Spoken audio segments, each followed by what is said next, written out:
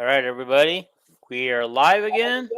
We are part of the Villain Sports Network, which is what you saw there in a minute ago. Let me get some business taken care of right away. Um, Please, if you're watching and you haven't subscribed yet, hit that subscriber button. We're trying to get to 500. I think we're at 462, 464, somewhere in there. So let's get that going. Hit that like button too while you're thinking about it. That's right there in front of you. It's just real easy to hit that like button.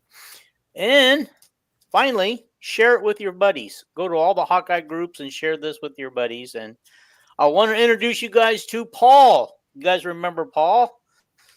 Paul was with us all during the football season when he wasn't refereeing baseball games. Are you still refereeing some baseball, Paul? I still do that a little bit. Yeah, you can say that. And it's baseball season too.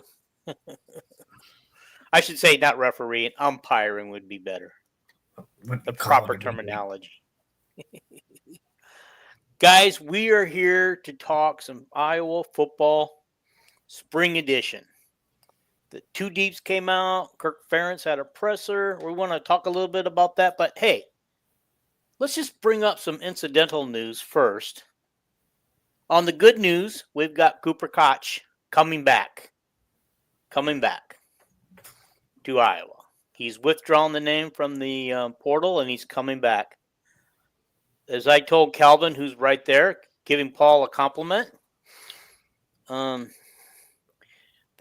we got one down, two to go. And what I mean by that is the three people that the new coach mentioned on his presser that he was hoping to get back were Josh, Bryce, and Cooper. And he's got one of them so far. Whether he get the other two, I don't know.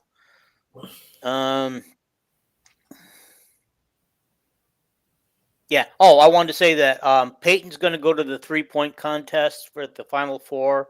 And on the women's Final Four, Lucy's going to be playing in the All-Star game. Oh, there we go.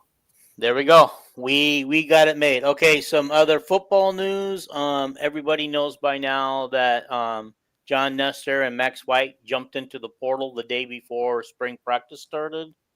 It's unfortunate that they did, but for whatever reasons, they're leaving. The one thing with Nestor is he could have easily been a starter or playing quite a bit this year, and I don't think he was that bad. But for whatever reason, he chose to leave, and since it was the day before spring, there must have been something else going on that we don't know about behind the scenes. So I will just say that. Yeah. Let's talk a little bit about Omar Young, our new running back coach. Paul, do you know anything about him? I do not. If you'd have said Albert Young, maybe we could have had more to say. Well, when I first heard that we lost Liddell Betts as our running back coach, the first thing I wrote on a comment on Facebook was Albert Young, and the next thing somebody wrote, we don't want him. I have no idea. That wasn't explained to me, so there might be more to that story then. Okay. All righty. So Omar Young, he comes to us from, he's had coaching duties with most recently New England Patriots. He's been with the Chicago Bears. He's been with the Green Bay Packers, and he's been with the Cleveland Browns. So he gets around. He's had quite a few jobs. Yeah. In the NFL. My concern is this guy seems to jump at every opportunity, or he's not doing well and he's uninvited to stay with the current team that he's with. I don't know what that means. Okay. Well, he's also had experience in junior college. Go ahead. Go. I don't mean to interrupt you. Well, go ahead. I was going to say, yes, maybe there's some concern about him, jumping team to team, but, I haven't heard a lot of, really great teams that you were mentioning. You said the Cleveland Browns and who were the other teams? Chicago Bears, Packers, and Patriots. Okay. And the Packers have been decent, so maybe there's a connection there with our offensive coordinator. Well, that could be, and I was just wondering if, because he does know the system that Lester is trying to run. So maybe that's part of it. But when he was with the Packers, it was during the Packers downtime. The Packers Right. are trying to make a comeback the last couple seasons, trying to knock on the door, and of course the Bears have never been good. And as everybody knows, the Patriots haven't been the same since they lost Right. their quarterback So that's what I mean. It's coach. yeah, he's been with a lot of different teams in the NFL, but they've all been rebuilding or Mhm. you know Yeah, so that's a positive way to look at it, Paul. That's well, really a positive way to look at it. the teams with good records and they have stability in their coaching positions. Hmm. So All right, so let's take a quick look. Let's go over the depth chart. Do you have a copy of it in front of you by any chance, or have you seen it? I have seen it. Okay. I have seen it. All right. Okay. We'll just start at quarterback.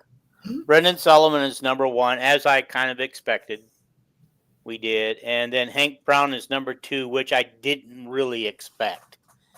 I was kind of thinking. I can't remember what the name of the quarterback who started our last two games or last three games, but won two of them. Shaggy? Shaggy, yeah, Shaggy. Oh no, yeah, he didn't start our very last game because Sullivan did. Shaggy, the only undefeated quarterback we have in the roster room. And so, what do you think? I mean, this is where Jason would have helped us out a little bit with Hank Brown, but what do Yeah. you think about Hank Brown at all? I mean, because they just put him at number two, so his reputation must have got him the number two spot. Well, I mean, even though they hadn't been in pads and practicing, they're still working, right? And so I would say it's quite possible that Hank has come in and embraced the workout culture and things, and Mm-hmm. been in the film room, and you know, uh, and maybe they, when they offered him, uh, you know, to leave Auburn, they told him, that he would have that ability to compete for the number one spot. Yeah, no doubt about it. So, I mean, sitting there at number two, to me, clearly means they're going to give him the opportunity to compete. Okay. So one interesting tidbit on the roster, not showing up on the two deeps, obviously, is our last year's oh my gosh, James Rezar. He's still listed. Even though he's in the portal, he's still listed on our spring roster as a wide receiver. Okay. I want to catch up here with Kelvin says real quick. Young was probably recommended by Kirk's NFL contacts, Jerry Montgomery, Philbin, and they were at Green Bay when he was there. And yeah, that's probably true. Okay. Hank practiced in the With the team. in bowl practice, probably impressed more than walk-on Stratton. And Calvin's got a point. I forgot that he was there training with the team for bowl prep. Okay. All right. So one of the things I wanted to kind of this must be last year's roster. Let me get this year's roster. We didn't even talk about our FCS quarterback transfer. Oh yeah. Well, that was next, I guess. Let's talk about him. Now that we have him. Mark Gronsky? Yeah. Yeah. Okay. So I guess according to Kirk, his rehabilitation is ahead of schedule. He's doing a lot better than we thought. He's just going to do some light throw. He's not going to do anything with the team this spring. They don't want him to get him hurt or get bumped by somebody. And then I think June or July they'll let him go full board. Nice. The team, yeah. But the nice thing about this is even though he won't have the spring to get in the system, he has plenty of opportunities to watch film, watch what's going on, and if Lester does what he did with Marco last year at spring, he will put without having him do anything, he'll have him stand back behind the offense and watch what the quarterback's doing when they run certain plays. This is what they did when they had the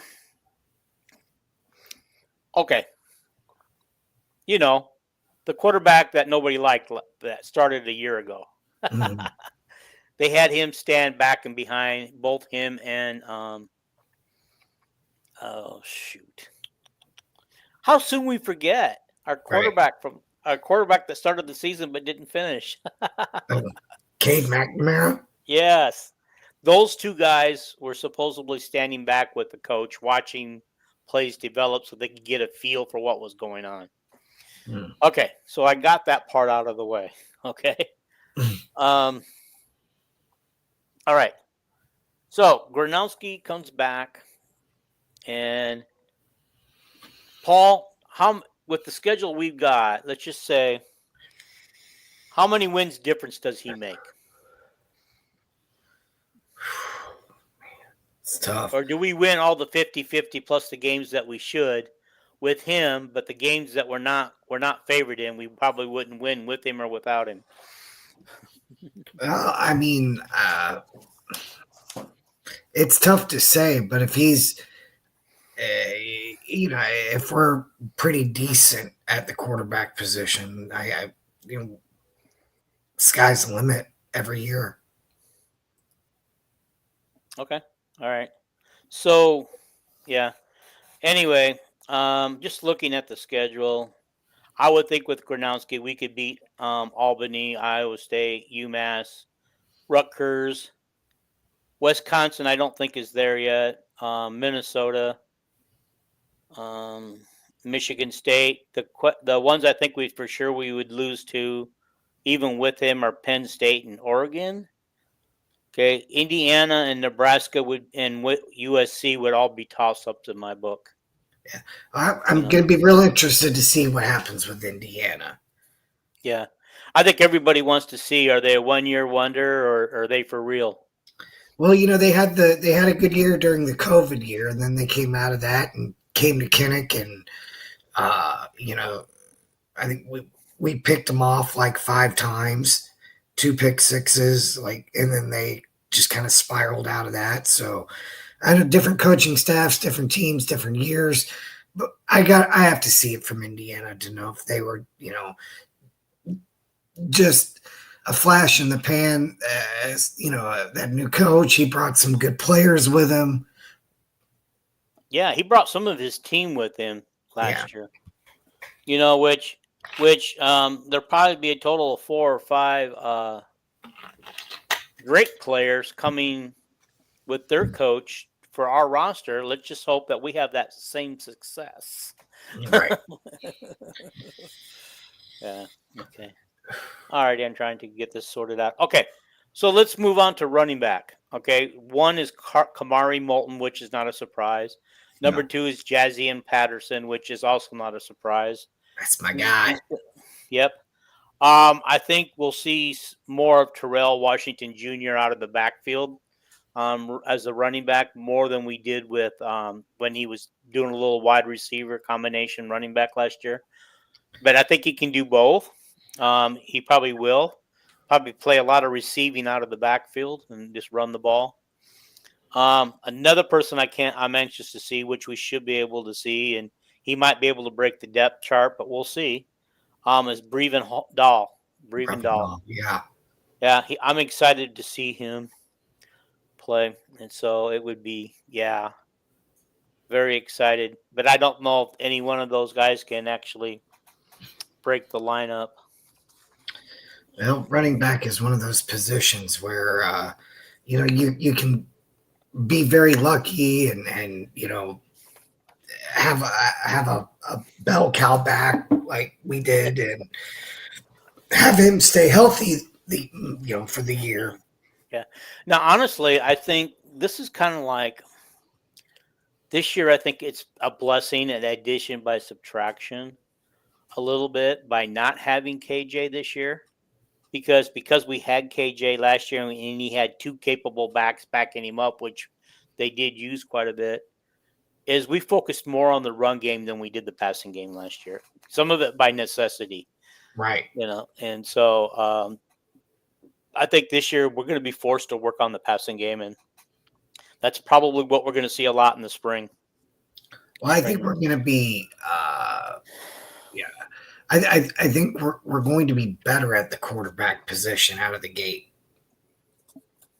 Again, I mean, the bar's been set pretty low in the passing department, so it doesn't take a whole lot to be improved, and I don't think we need to improve that much to be competent in the passing game. Mm-hmm. Okay. So I want to move on to the wide receivers a little bit. Okay. The one we got wide receiver 1, Jacob Gill, which I expected. Caden Weegen. Honestly, why did they keep listing him as a wide receiver when they don't rarely? I think he had once or two plays all year last year. Yeah, it was highly underutilized. Yeah, he is. Much like this is the reason why we lost what's his name to Purdue. Yeah. My mind's getting old. All my names are slipping. You're talking about Jones. Yeah. Okay. All right. So then we got wide receiver 2, Reese Vanderzee. And I think, honestly, if we would stop throwing at his feet, he would actually show some of that early season flash he had before. Oh, yeah. A lot of times. Oh, looks like we've got a little bit of a pause, everybody. I am still online here. We were not anticipating this, but we knew it was a possibility. So Dean should be back in a minute. I know we're talking wide receivers right now. Reese Vanderzee, Jacob Gill. Those are two guys, and hopefully Caleb Whitgen, perhaps Washington. These guys can all have major roles in from the actual wide receiver position. And to have guys that can be athletic and make plays on the outside definitely will help. I love the tight end room, and who wouldn't if you're an Iowa fan, right? Having Ostrenga back. Maybe a little bit concerned about offensive line. You kind of always have to be a little bit concerned, but I think there's definitely a lot of opportunity there. It looks like Dean is back in action here. Yeah. Very much back. And as Calvin says, I was still on wide receivers when I got so rudely interrupted by the internet. We have Sam Phillips, who's not. Uh-oh.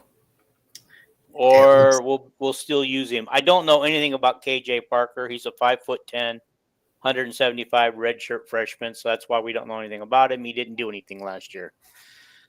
And so, yeah. He should show up at one of the receiver spot. Tight end spot, we got Addison Ostrenga and Zach Orthworth. One's a senior, one's a junior. Those are two pretty good tight ends right there, by the way. There is, but did you notice we didn't utilize tight end? They're almost always traditionally at the Iowa program. The tight ends have always been have caught the most passes, have got the most yardage. That wasn't the case this year. Do you know who our number one receiver was last year? I think it was Jacob Gill. Dean, you froze up again. But if I'm pretty sure our number one wide receiver for the season was Jacob Gill. Yep, Jacob Gill. Yeah, this is going to be crazy if we don't stop this freezing up on us. Left tackle, Jack Dotzler. Trevor Locke.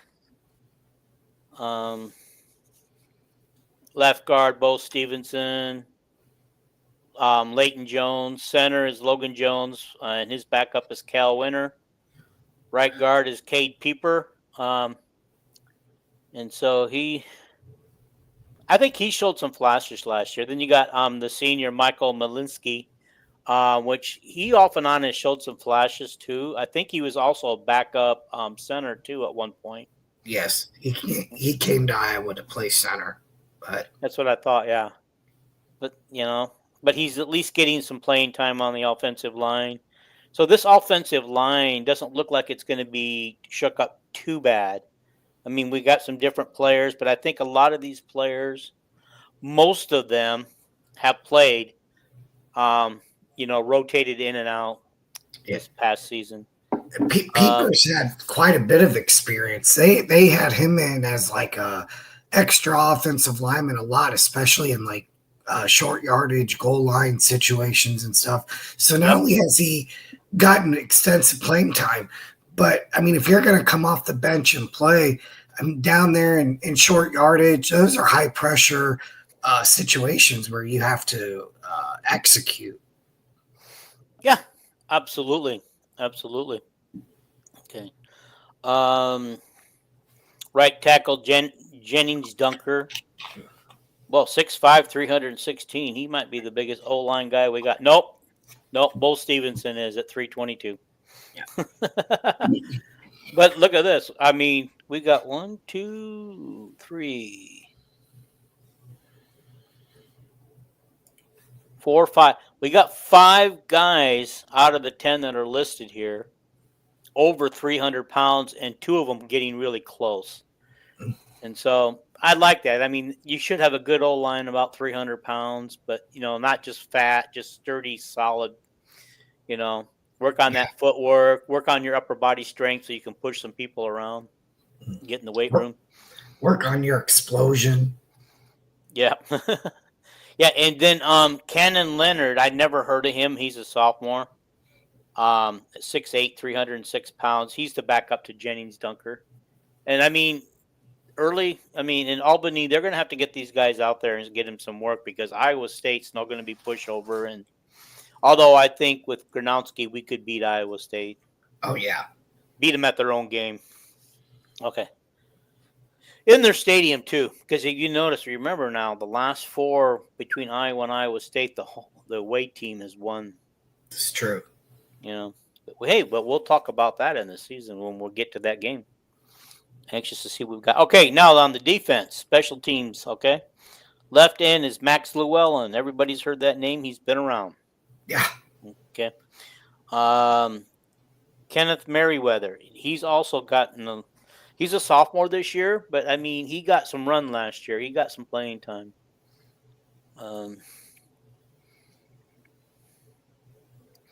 Kelvin says Hayden Large is back. He's not listed on the 2 deeps. But I would assume that, we'll probably use him, as we usually do, like a blocking tight end when we need a blocking tight end. Okay. Left tackle is Aaron Graves and Will Hubert.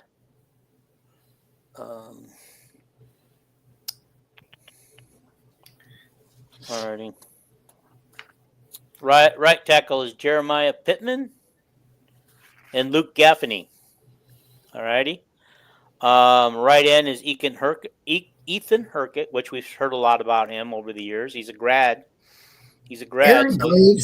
Aaron Graves needs to start drawing comparisons to Mitch King. Okay. I think if the defense is going to be successful, you're going to have to start hearing some Jared DeVries, Mitch King, Jonathan Babineau. Like these are the kind of names Aaron Graves' name needs to be associated with. Okay. Yeah. Alrighty. All right. And then at the other right end is Joseph Anderson, 6'5", redshirt freshman, 224 pounds. Since he's a redshirt freshman, that would also explain why I haven't heard of him before. Who? Joseph Anderson. Oh, yeah. Okay. So pray that Ethan Herkett doesn't get hurt. But, hey, speaking of which, not listed are, we already talked about Sam Phillips not being, well, I didn't really go into Sam Phillips too much, okay? And so, where is he from? Doesn't really say. But we also got on the defensive line coming in as a transfer, Jonah Pace. And where'd it go?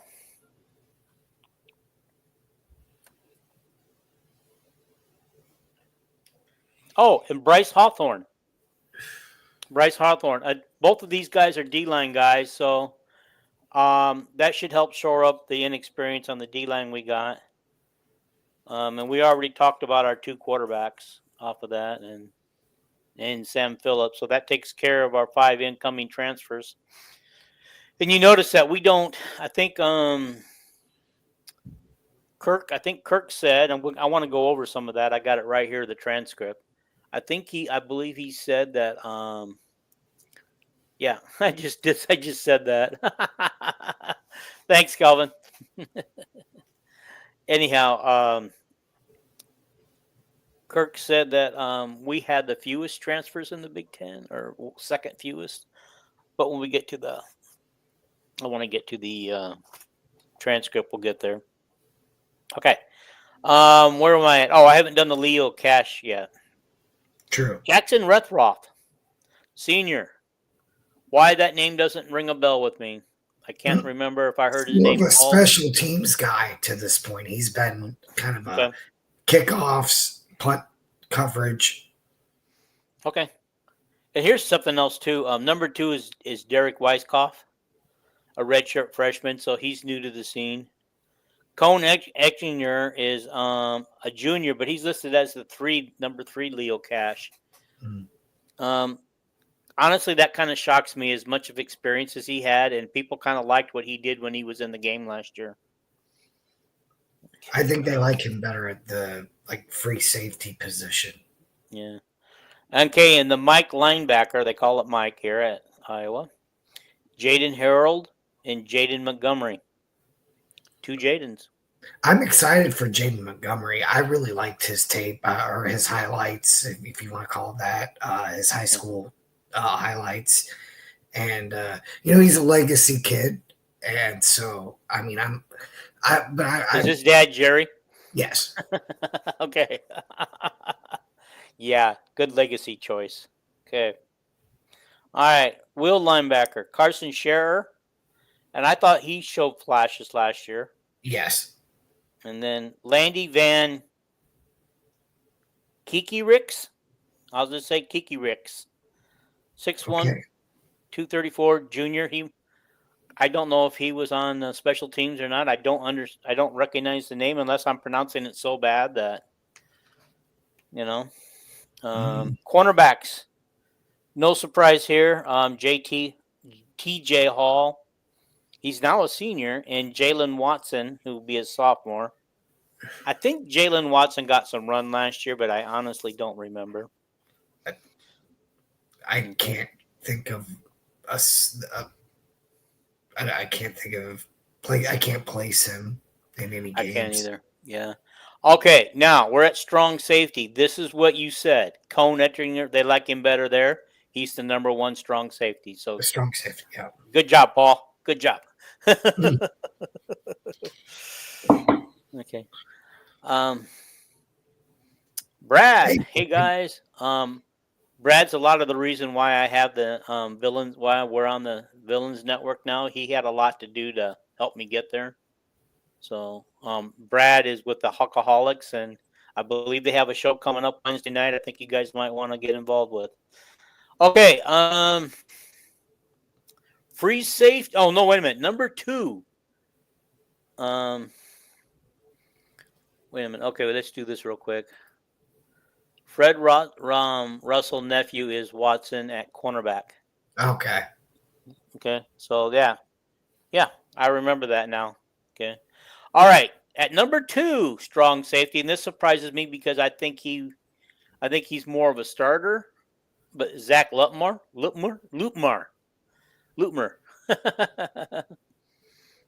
Yeah. Okay. Brad's working right now, or he joined the live. It's okay, Brad. Vandy said he might pop in too, but he hasn't yet. All right. Okay. At free safety, Xavier Wampa. They moved him to free safety this year. He's another guy. He needs to, that the light really needs to come on for him, and his name starts to need to be associated with some of the big name safeties that have come through the program. I mean, he definitely had the recruiting hype and all of that for him to, I don't want to say meet the expectations, but for him to live up to his recruiting profile, let's say, he needs to start being mentioned among some pretty big time names. Okay. Yeah, I think you're right. I don't, up to this point, I don't believe he's fully lived up to our expectations for a 5-star guy that Iowa waited for him to announce. He came on even from California. I was listening hard on my radio, waiting for his announcement. Yeah. And I mean, we all think the potential is there, and he's got all the measurables. He just has to, Yeah, this is his last year. Last year, so he needs to show something this year. I mean, especially for the NFL, because if he wants to play in the NFL, he needs to show something this year. I want to see a few picks by him too. He's been a okay player. He's been just kind of a guy back there for the last couple of years. I don't think he has that big hitter reputation. He doesn't have that ball hawk reputation. You got to be one or the other if you're going to be NFL safety, right? Mm-hmm. Yeah, I agree. Preferably both, but if you're not going to be the guy, if you're not going to be Tyler Sash back there with a whole bunch of picks, yeah, or Micah Hyde, right? Then then you've got to be at least a Kayvon Merriweather hitter. Mm-hmm. Yeah. Well, I think so. I mean, because we got burned over the top a lot last year, and let's just hope. Okay. All right, he's a great tackler. I guess strong safety is perfect, but they moved him to free safety this year. Okay, number 2, Kale Kolarick. He's a junior, only 200 pounds, free safety. I don't know much about this guy, if anything at all. Calvin's giving you a kudos. You said great comment, Paul. Thank you, Calvin. I think he was talking about the little rant I went on there about X. Yeah, I think so. Yeah. All right, our specialist. Any care to guess who our number 1 place kicker is?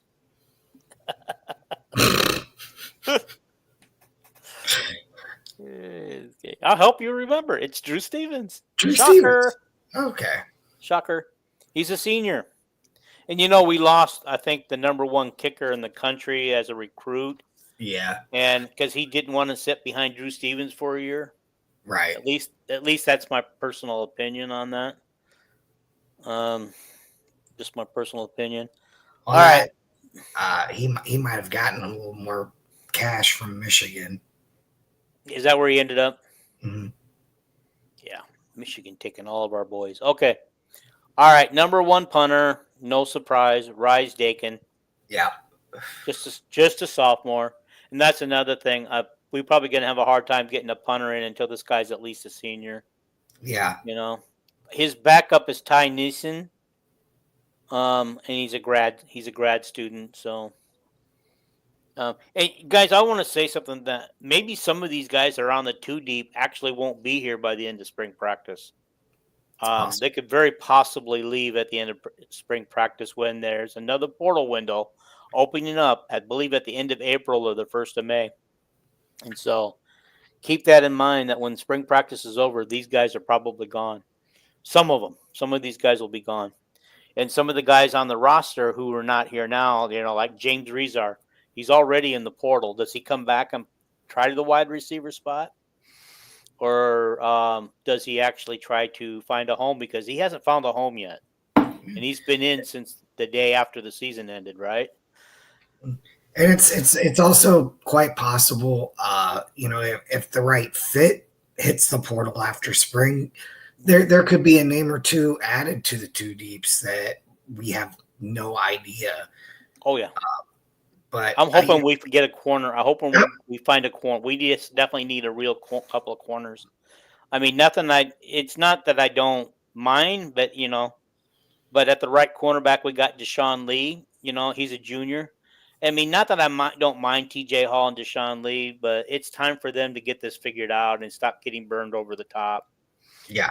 I mean, oh, gosh darn it. Who was the guy who went on to have a great career at Iowa? Who his freshman year, his very first game at corner, he got burned by Purdue a couple of different times. Oh, yeah. Yeah. Wasn't that TJ Hall? No. TJ Hall got burned by Iowa State, I think. After we had that lead and our lack of offense that game. Really? I would say Adam Shada, but that's no, gosh darn. Yeah. We need a long snapper too, he added. Yeah, in the somebody's presser or somebody's interview, they said that they're holding off on recruiting a long snapper. They want to see if one of these walk-on guys can do the job. And right now our long snapper is Ike Spiltz. He's a redshirt freshman. And so right now he has the job, and if somebody else can beat him out and do better, they'll take that. And if none of these guys they're happy with, then they'll go in the portal and find somebody who can be a long snapper. But Kelvin's actually, he's right there. So that's actually out of the 2 deeps. That's pretty much what we have there. Okay. Any surprises there, Paul? Yeah, I mean, there's probably a couple of names, guys we didn't recognize. Some of that too could be injuries, right? We don't know how healthy some of these guys are coming in. Gronowski being one of them, right? So there may be some names on that 2 deep that are there because guys who belong there have missed time, or maybe aren't expected to participate in spring ball. Yeah. One person we didn't mention who's out for the spring is, help me out, Calvin. I am really bad with my mind tonight. I had these names on my head all day long, but he's out with a shoulder injury as well, and is expected to return full time in June. Again, as Iowa usually do, even if these guys are ready to go, they always hold them out in the spring to give them a little extra time to heal. But it's in here in the transcript. Once I go on across it, I'll tell you guys who it is. But I think one of the things too that Kirk mentioned was this isn't about running plays or game prep. This is about learning the positions, learning the basics, just getting it. Okay. Was it Matt Hankin, the DB who Purdue burned? No, it wasn't. I want to say Riley something or something Riley. Wasn't Riley Moss. Riley Moss? I think it was Riley Moss. I think it was him. And he turned out to be a pretty decent one after a while. But he learned. He worked and he learned. So far, I want to see that from our TJ Hall and Deshaun Lee. I want to see that from them. Okay. Purdue's made it a habit of burning us, especially through the Joe Tiller and then I want to call him Matt Painter. The guy he's at Louisville now. I'm drawing a blank on his name. Yeah, or OJ Moodia. No, I'm pretty sure it was Riley Moss. I just want to. I'm pretty stuck on that right now. And so,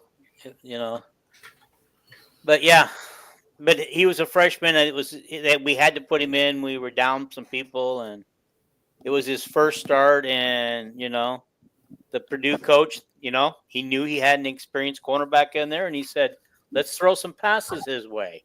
Thank you, Brad. Brom. All righty. Okay.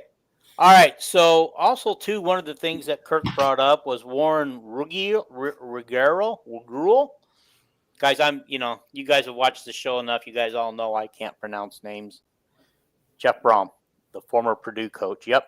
Yeah. He's the one that was smart enough to see that we had the rookie in there, and he goes, "Let's try a few passes that way." And I think we got beat over the top a couple times for touchdowns.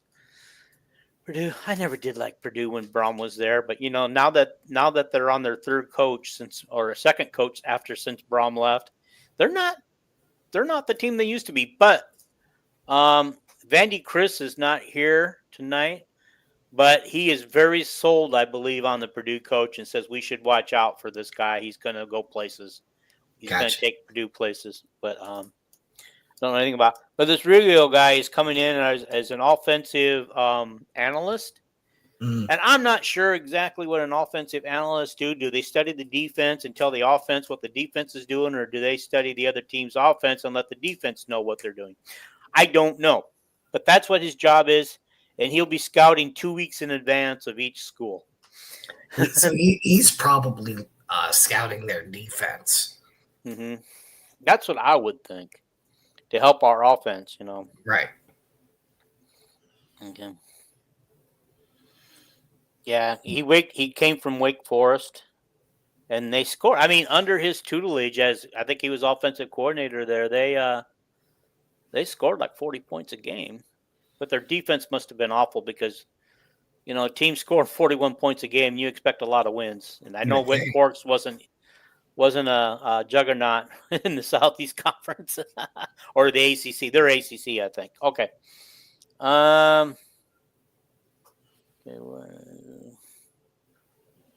Okay.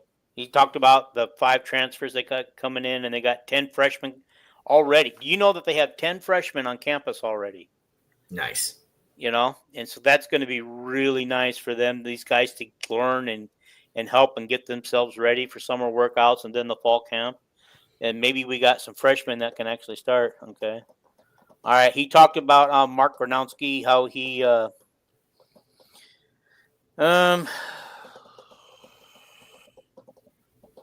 how his surgery went well, and he's ahead of schedule, and they're just not going to put him out there during the spring so he doesn't get bumped. So, alrighty. And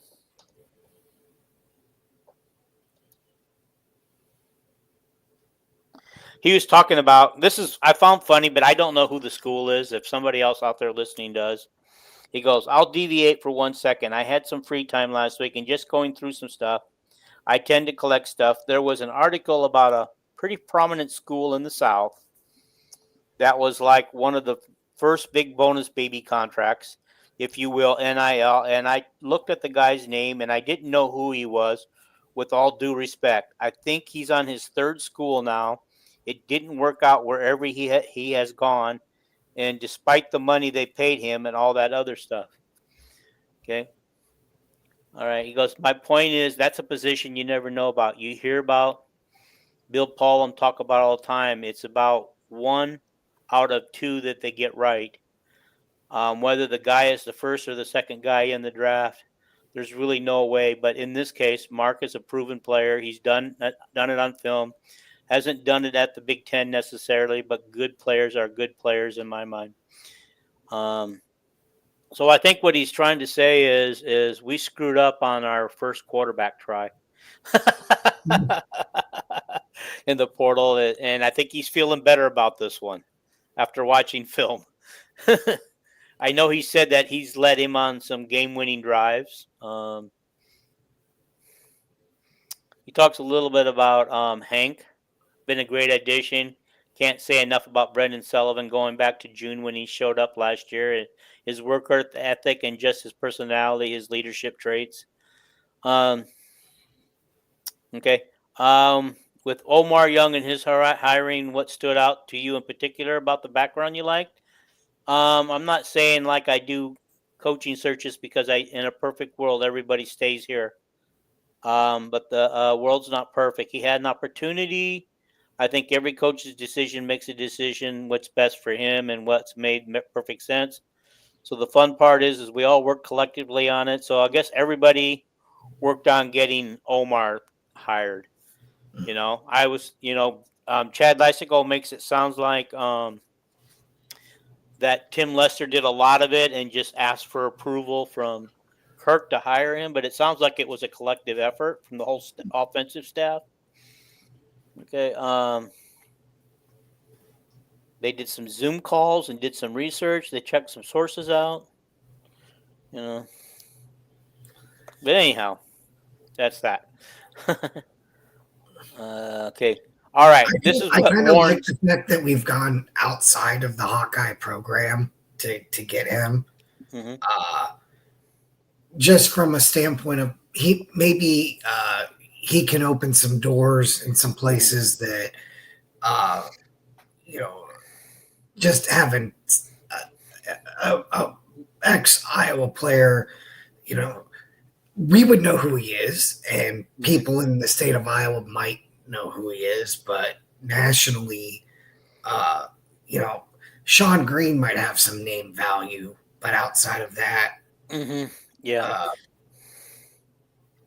I agree. So what you're saying is maybe to open up some doors, we need to get more assistant coaches outside of the Iowa program. Well, just that we don't need to replace, or we don't need to fill every open coaching position with somebody, Yeah, I agree with you. And I personally, I wouldn't mind start getting more and more away from the Iowa coach family tree there, getting away from it.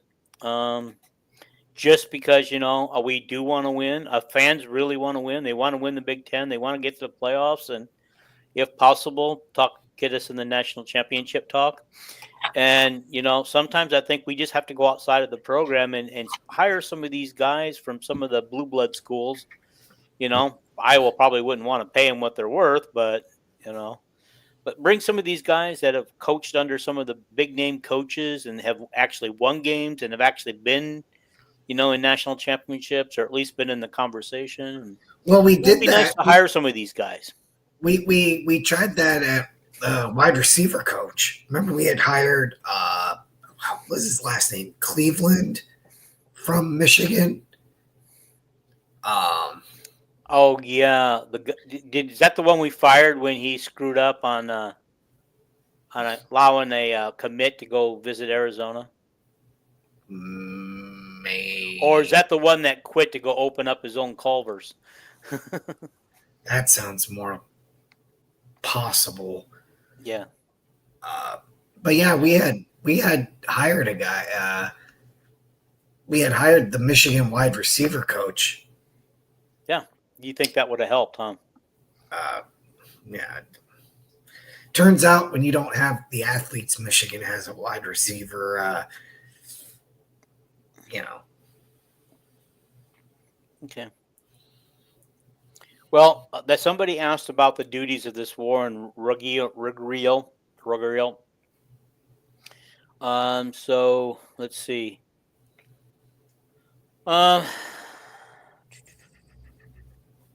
so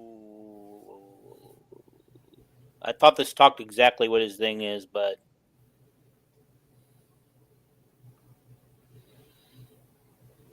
okay. All right. So basically, the whole idea is he's going to do some advanced work. It's great. Been here now probably 5, 6, 7 weeks, and he's really learning what we're doing and what we do. And then obviously he has a lot of good ideas too, which is really nice. He has a wealth and depth of experience. Okay.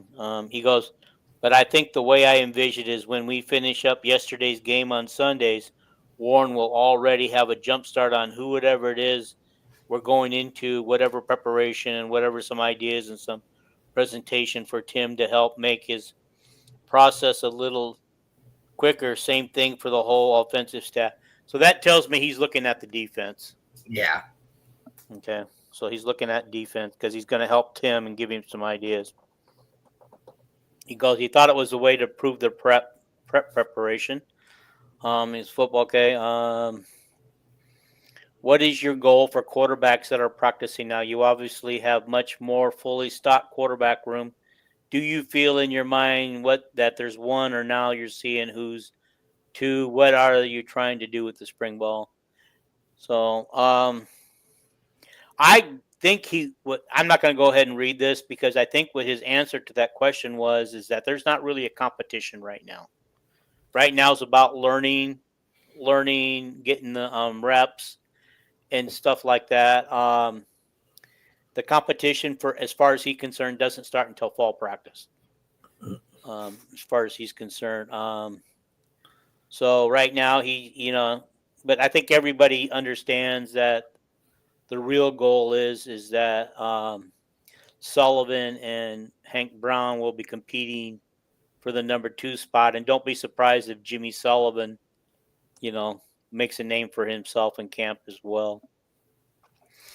Okay, and then you got Jackson. Yeah, Jackson Stratton. That's who Shaggy is. Yeah. So those guys will be back there. I don't know if those guys are going to get a lot of work or not. I'm assuming that they would, since they're not really They'll probably not really competing right now.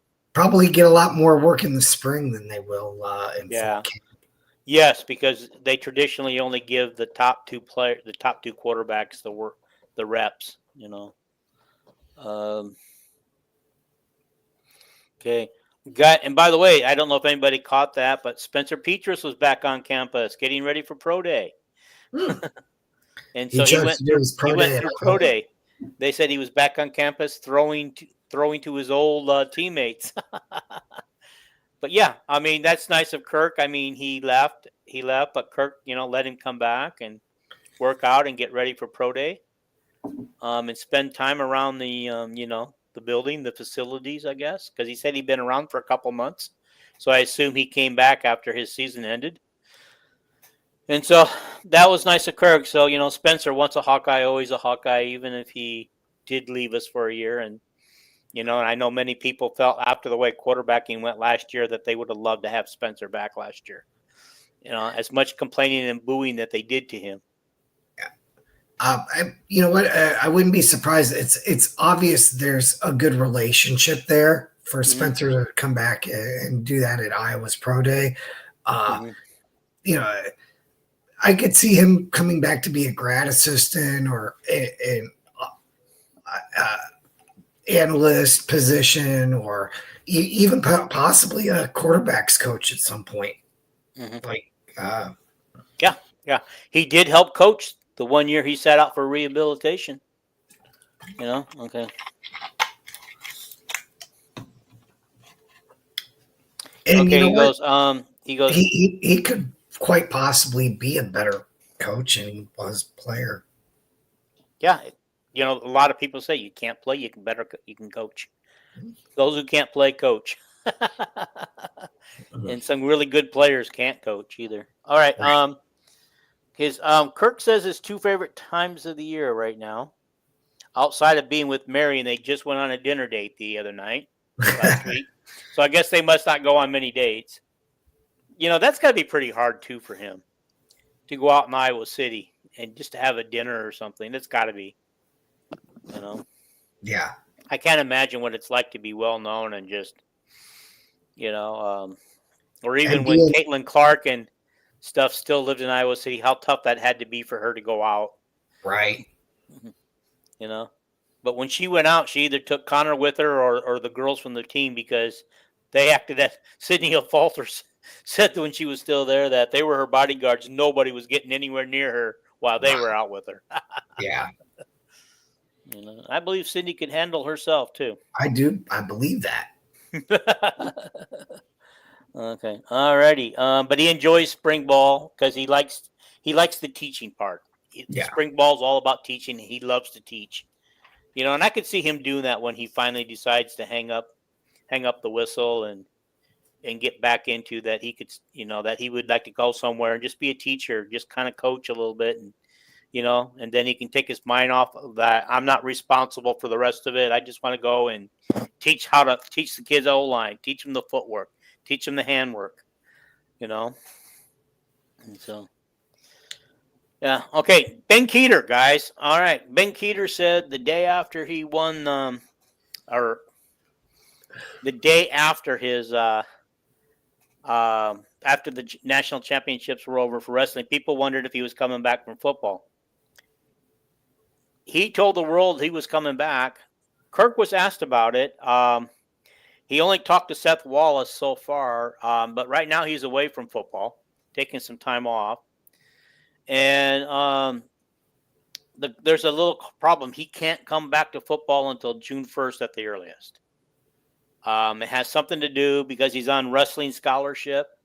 So it has something to do with that because he's on a wrestling scholarship, he can't come back to football till June 1st.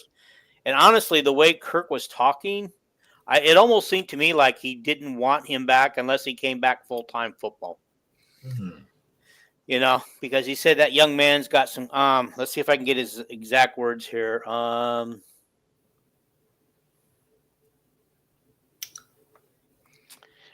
Kirk really understands, the cool thing about this wrestling thing is Kirk understands that the top three people standing in his way to a national championship all graduated this year. That's right. So Kirk is in the know about wrestling. Trust me. He knows what's going on. He said he has a great opportunity.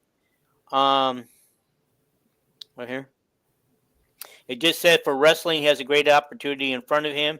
Not that he doesn't hear with football. It's real challenging trying to balance two sports. He goes, when they recruited him, they knew that he had a decision. Maybe he could do both, but we'll see how that goes. I pretend not to be an expert, but it seems like they were all three dominant heavyweights this year. Yeah, that's the three he's talking about that are no longer around. Yeah. Those guys were like 8-year veterans versus rookie free agents coming in. That's a good analogy. I mean, sometimes this guy's kind of funny. For a guy who's kind of conservative, he can come up with some great lines. Absolutely. All right, he goes, they were in a different tier. As far as I know, all three are gone. I think they were all 6 years. One guy's like a 10th year, but I think he's talking about Gable Stevenson. Probably. Who actually lost his match. He did. I got to go find the clip of that. Somebody said that's worth watching. Okay. It is. Okay. So, I don't think this transcript is 100% the way, because I don't find what I'm looking for in this thing. But basically, he has some decisions to make. It sounds like he'd be welcome back to football if he wanted to come back, but it almost seems like he wants him to go full time because being a two-time or two-sport person is really difficult. So I think most people know that we're going to go from a 12-team playoff to a 16 playoff, something where the SEC and the Big Ten are guaranteed 4 teams each. I think Kirk was asked a little bit about that, but right now we're not even there. So, but Had that been in effect this year, Iowa would have made the playoffs. Okay, so would have Illinois. It's that we're guaranteed a minimum of 4, but you can get a couple more in if necessary. But anyway, also too, what they want to do in the new playoff system is have a championship week where how the big 2 people going for the Big Ten title actually will face off, but nobody else does. Well, now what they want to do is if there's a couple teams vying for a playoff spot and one of them's going to get left out, they want those teams to go head to head too to work it out. And so that's something. But the one thing I really don't like is the SEC still hasn't agreed to add a 9th conference game. Right. And they always schedule those pooch games at the end of the season. Yes, they do. And I think that just gives them an advantage over the Big Ten. I really do. And I think if we're going to go in lock stock with the SEC and start scheduling games against each other, then they've got to come up with 9 games. Yeah. The scheduling us a Big Ten team can't be their 9th game. Can't be. I don't care what they say. They've got to schedule a conference game, and especially the way they're growing, they probably miss everybody about every 4 years. They also play a lot of non-conference rivalries in their last game. So, like Florida plays Florida State, North Carolina plays South Carolina, Georgia Tech. These are all last weekend of the year games. Mm-hmm. Yeah, and we're playing Nebraska at the end of the year all the time. So I don't know how I feel about that. We have Nebraska, we have Minnesota, and we have Wisconsin as our 3 permanent rivals. I would like to see us go to 1 on a rotating basis.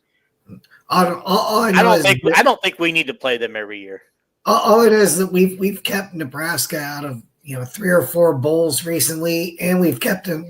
This year we kept him out of the Big Ten tournament, which kept him out of the NCAA tournament. Yep. So, I guess if it wasn't a good rivalry, 10 years ago, it's definitely getting better. Yeah. Well, and the thing is I can't remember that AD. I don't think there was a real rivalry there until he opened up his mouth. We have to evaluate where Iowa is and where we're at. Right. That's what turned it into a rivalry, at least for the fans' part, because the fans are saying no. And then Iowa. And I think we've only lost. And since that time, we've only lost to them 1 time. Yeah, and that was this year. Yeah. Last year or 2 years ago. 2 years ago. Now we're on a 2-game winning streak against them again. That's right. Does it always seem like we have walk-off field goals against that team? That's what scares me. One of these days they're going to walk off a field goal on us again. Anyhow. Okay. Let's see. So anyhow, I don't have much more to go over real quick. They did ask him. He had a lot of positions wide open and wanted to know which ones he thought were fascinating to him or most intriguing. Yeah, he goes, but some guys it's easy. He talked about Higgins a year ago.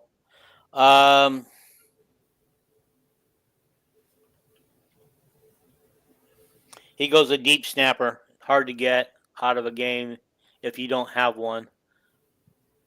We don't need that problem. Wow, I think we can figure that out. I thought he talked about. Yeah, I don't think these transcripts are 100% accurate. Okay. Okay, that's all I got on that. So, what do you think, Paul? Anything else? I think we've covered it. Yeah. Okay. I just want to go over real quick the last couple minutes here. I want to bring this up. I just want to get your early feel. You're way too early what you think about next year's schedule, which is rated the 3rd toughest Big Ten schedule. So if anybody thinks we don't have a tough schedule this next year, we do. um, so we got Albany to open up the season. What do you think? Yeah, that's. I expect we're going to see 2 or 3 quarterbacks. I expect we're going to see uh, a lot of young guys. Okay. Um, the following week we're at Iowa State in Ames. Last year we lost 19-20. Yeah, Do we revenge that? I believe we do. And uh, no matter what, when you're going on the road into a hostile environment, you want to have a guy who's been uh, in similar situations, and I feel really good that we're going to go in there with a quarterback. It doesn't matter who that has that kind of big game experience under their belt. Yeah. Because not to mention, he had that same rivalry going with, he's from South Dakota State, right? Yeah. With North Dakota State, a big rivalry against that school. So he understands about rivalries. He probably doesn't shake him up. Okay. Then we have UMass coming to Iowa City. God, Albany and UMass. God, could we have picked two worse teams? We picked those. Look at. Here's the difference. We'll still fill the stadium on Saturday, even though we have those two games coming to Iowa City. But if we put those same two teams as basketball teams in Carver Hawkeye, we're only going to get about 4,000 or 5,000 people. And I suspect that people are going to be real curious to see what he puts on the floor. So I got a feeling early on it's going to be hard to get a ticket for basketball. Yeah. That the madness is back. All right. Then we go to Rutgers at Piscataway. Piscataway. I don't know much about them. We have never lost to Rutgers, by the way. Just for the record. Do we keep that streak intact? I mean, this is just you're way too early. That's an early in the season game. I feel like that has potential to be like a Friday night game, or probably a noon Eastern, 11 a.m. kick. But I wouldn't surprise me at all if we don't have to open up Big Ten play on a Friday night. Okay. Yeah, and then the following week is Indiana in Iowa City. So the first of our playoff teams, and Iowa State was one win away from being a playoff team. Yeah. And so, we got open up with two really tough. I mean, out of our first 5 games, we've got some tough games right there. I don't know. Nobody knows exactly what Indiana's going to bring. Are they going to continue are they going to do like they did back in the COVID year and drop off really bad the following year? The thing with Indiana during that time is they had an offense. They just couldn't stop people from scoring. Yeah. Okay. I think they had both this year because they beat teams pretty handily.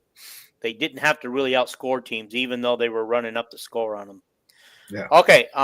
We're at Wisconsin. I still think they're another year or two away from getting it figured out. Matter of fact, if they don't win this year and go to a bowl game, I can see that coach leaving Wisconsin because if you caught any Barry Alvarez's comments, and I'm sure he still has a lot of pull at that school, he's not real happy right now where the program's at. Especially with Burt over in Illinois, turning them around. Yeah. I mean, and we all knew that was going to look like a Wisconsin team when he got done with it, and it's starting to look like that. And he's starting to get that team to where he wants it. So, it looks like Illinois will be back. But okay, then after that, we come home to Penn State. Yeah. I just don't see how at this point how we beat them, but it's at home.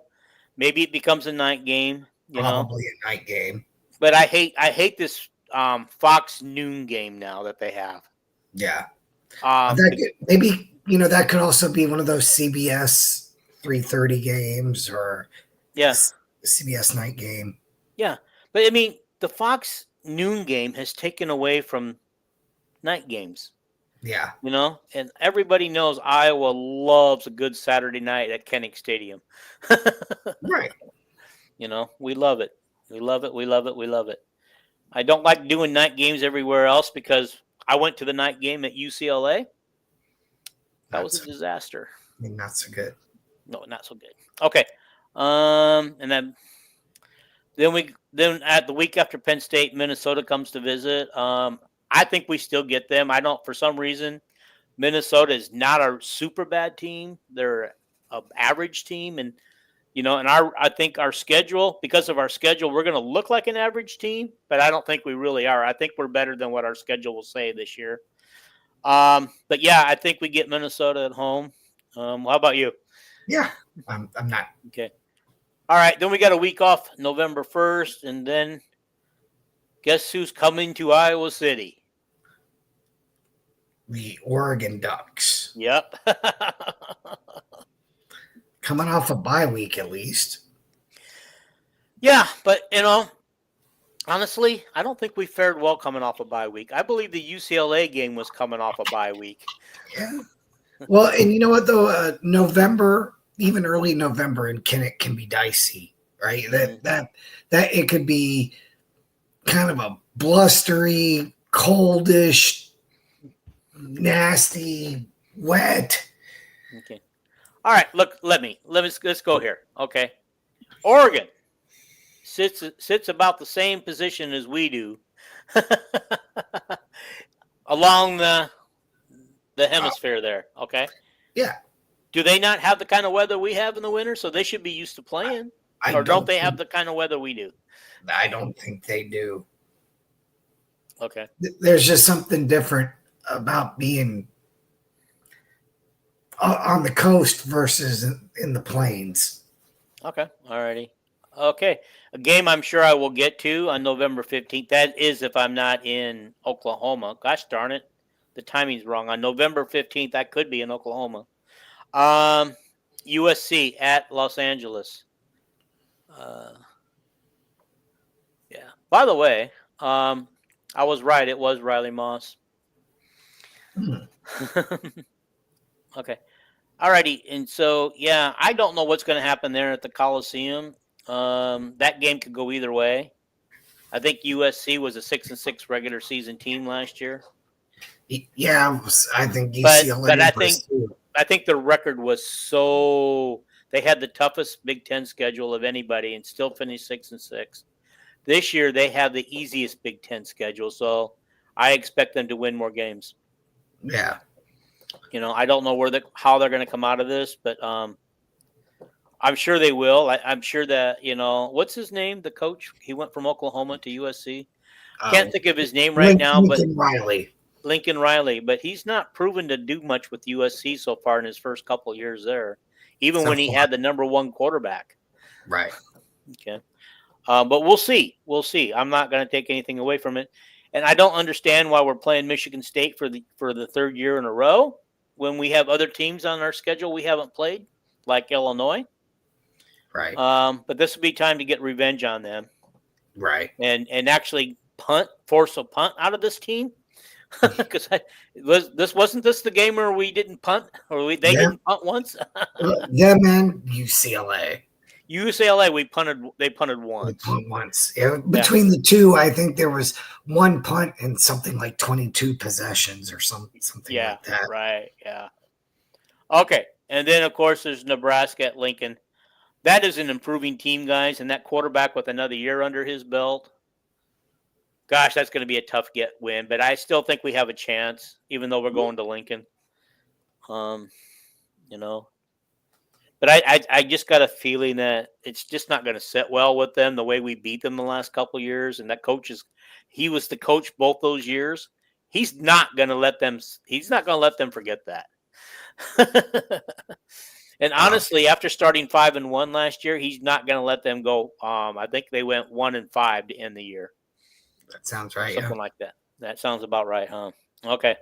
That's about all I got. I just wanted to just kind of go over some, football stuff, get some football talk going. Guys, I'm going to have knee surgery, total knee surgery, come Tuesday or Wednesday. Molly and I may sneak an end of the year women's podcast in here Monday or Tuesday. I don't know. But other than that, I'm going to be radio silent for a couple of weeks. So coming back, I do want to say we have a current women's basketball player that Molly and I are going to have on the show. I still can't tell you who it is yet until I confirm a date. But we've been waiting all season because she promised to do it after the season, and I got confirmation today that she will do it. So I'm excited, and I'm hope with her help we can get some other people on and do some. I would love to do some off-season interviews and maybe get some of the new girls coming.